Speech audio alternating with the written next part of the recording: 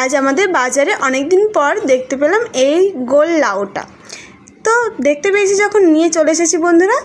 চলো লাউ নিয়ে এসেছি, লাউটা কী দিয়ে বানানো যায় ভাবতে ভাবতে বানিয়েই নিলাম।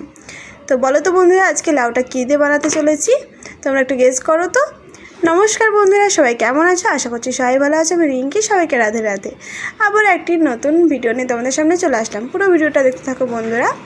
তো লাউটা ভালো করে খোসা ছাড়িয়ে লম্বা লম্বা পাতা পাতা করে কেটে নিয়েছি। দেখো ধুয়ে কেটে নিয়েছি, কাটার পর ধুয়ে কিন্তু। আর নিয়েছি চিংড়ি। এতক্ষণে নিশ্চয়ই বুঝতেই পেরে গেছো কী রান্না হচ্ছে। হ্যাঁ বন্ধুরা, লাউ চিংড়ি বানাবো। চিংড়ি মাছটা খুব সুন্দর করে ধুয়ে সব নোংরাগুলো ভালো করে ফেলে লবণ হলুদ মাখিয়ে রেখে দেবো। তারপর বসিয়ে দিয়েছিলাম একটা কড়া, দেখতেই পাচ্ছ। কড়াটা ভালো করে গরম হয়ে গেছে। এবার দিয়ে দিচ্ছি সরষের তেল। সরষের তেলটা ভালো করে গরম করে লবণ হলুদ মাখানো চিংড়ি মাছগুলো দিয়ে ভেজে নেব। চিংড়ি মাছ ভাজতে কিন্তু বেশি টাইম লাগে না বন্ধুরা, বেশি ভাজলে ভালোও লাগে না, কেমন একটা চিমড়া চিমড়া ধরনের হয়ে যায় রাবারের মতন। তো বেশিক্ষণ ভাজবো না, সামান্য নাড়াচাড়া করেই কিন্তু তুলে নেব। আমার তো মনে হয় যেন বেশি ভাজলে ভালো লাগে না, তো হালকা হালকা নাড়াচাড়া করে তুলে নেব। দেখো এখানে ফোড়ন দেওয়ার জন্য নিয়েছি আমি তেজপাতা, শুকনো লঙ্কা আর গোটা জিরে। তো দেখো চিংড়ি মাছগুলো কিন্তু ভাজা হয়ে গেছে। এবার তুলে নেব চিংড়িগুলো। ভালো করে তেলটা ঝরিয়ে তুলে নিয়েছি চিংড়ি মাছগুলো। তোমরা চিংড়ি মাছ বলো না চিংড়ি বলো, আমাকে বলবে, নিশ্চয়ই বলবে এটা। আমি তো চিংড়ি মাছ বলেই থাকি, যদিও জানি এটা মাছ বলে না, মানে মাছ না এটা আর কি। তো ওই তেলের মধ্যেই ফোড়ন দিয়ে দিচ্ছি শুকনো লঙ্কা, তেজপাতা আর গোটা জিরে। এবার ফোড়নটা একটু ভালো করে ভেজে নেব। তেলটা মনে হচ্ছে হয়তো একটু বেশি আছে, কিন্তু না বন্ধুরা, বেশি নেই। তো দেখো এখানটায় নিয়েছি আদা আর জিরে বাটা, আর অন্য কোনো সেরকম মশলা লাগবে না। এখানে আদা জিরে বাটা নিয়েছি, দিয়ে দিচ্ছি স্বাদ মতো লবণ হলুদ আর দেবো একটু কাশ্মীরি লঙ্কার গুঁড়ো। এবার সামান্য পরিমাণে জল দিয়ে এই মশলাটাকে ভালো করে মিক্স করে নেব। এইভাবে মশলা বানিয়ে রাখলে কিন্তু খাবারের টেস্টটাও দ্বিগুণ বেড়ে যায় আর কালারটাও খুব সুন্দর আসে। আমার যেটা মনে হয় বন্ধুরা, আমি কিন্তু সেটাই তোমাদের সাথে শেয়ার করছি। তো দেখো তেলটা কতটা কম হয়ে গেছে দেখতে পাচ্ছ। ওই ফেনাগুলো ছিল বলে মনে হচ্ছে তেলটা অনেকটা আছে। এবার দিয়ে দিলাম ওই মিক্স করে রাখা মশলাটা একটু ভালো করে কষিয়ে নেবো। এবার গ্যাসের ফ্লেমটা লো রেখেই মশলাটাকে কষিয়ে নিচ্ছি।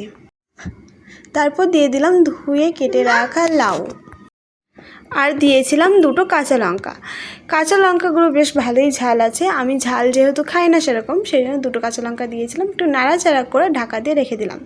আর নিয়ে নিয়েছি এখানটা চিনি, সামান্য পরিমাণে চিনি নিয়েছি। যারা চিনি পছন্দ করো না তারা কিন্তু চিনি নেবে না বন্ধুরা।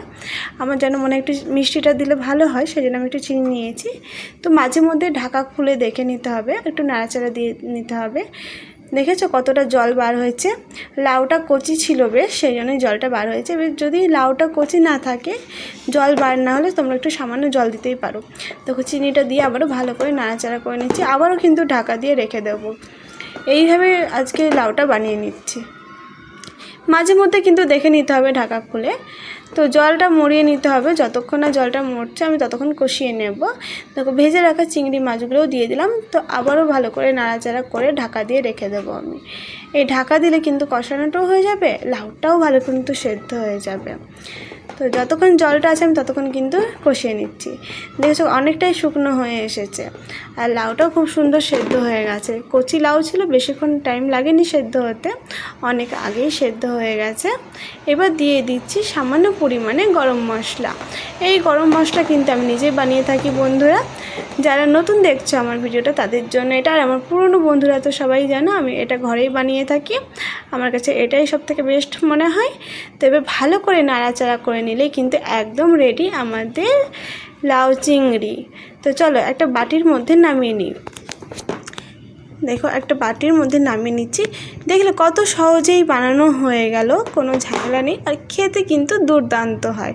দারুণ স্বাদের এই লাউ চিংড়ি, একবার খেলে কিন্তু ভুলতে পারবে না। আমার তো বেশ ভালোই লাগে বন্ধুরা। আমি যেইভাবে রান্না করি ঘরোয়া উপায়, আমি কিন্তু তোমাদের সাথে সেটাই শেয়ার করি। কোনো উগ্রভাবে কোনো কিছু আমি কিন্তু এখানে অ্যাড করি না। আমি ঘরে যে সমস্ত মশলা ইউজ করি, যেভাবে রান্না করি, আমি কিন্তু তোমাদের সাথে সেটাই শেয়ার করি।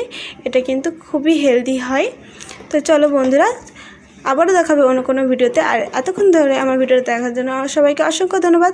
ভালো লাগলে একটা লাইক কমেন্ট শেয়ার করতে ভুলবে না বন্ধুরা। তোমাদের লাইক কমেন্ট শেয়ার আমাকে আরও উৎসাহ করে নতুন নতুন ভিডিও নিয়ে আসার জন্য। সবাই ভালো থেকো, সুস্থ থেকো। ওকে বাই বন্ধুরা। আমাকে ভালোবেসে সাবস্ক্রাইব করে আমার পাশে থেকো তোমরা।